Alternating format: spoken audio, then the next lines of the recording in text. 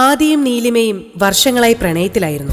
അനുരാഗ നിലാവുകൾ പൂക്കും വൻതാരം പൊഴിയും രാവിൽ ഇനപിരിയ പക്ഷികളാ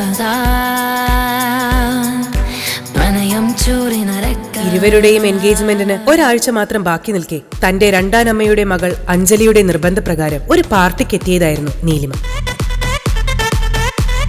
5 വർഷം മുമ്പുള്ള രാത്രിയിൽ നീലിമയുടെ ജീവിതം തന്നെ നഷ്ടമായി. സ്വന്തം സഹോദരിയോട് ഒരു പെണ്ണും ചെയ്യാൻ പാടില്ലാത്ത ക്രൂരതയാണ് ആ രാത്രിയിൽ അരങ്ങേറിയത്.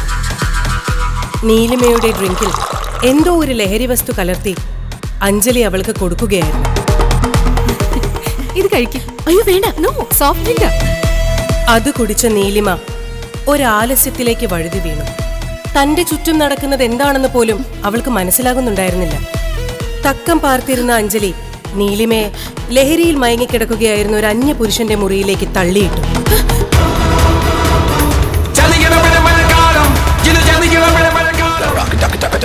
കാര്യങ്ങൾ അഞ്ജലിയും സത്യഭാമയും പ്ലാൻ ചെയ്ത പോലെ തന്നെ നടന്നു. ആദിയും നീലിമയും തമ്മിലുള്ള വിവാഹം മുടങ്ങി. എല്ലാവരും അവളെ കുറ്റപ്പെടുത്തി. ഒടുവിൽ നീലിമയ്ക്ക് സ്വന്തം വീട് വിട്ടിറങ്ങേണ്ടി വന്നു.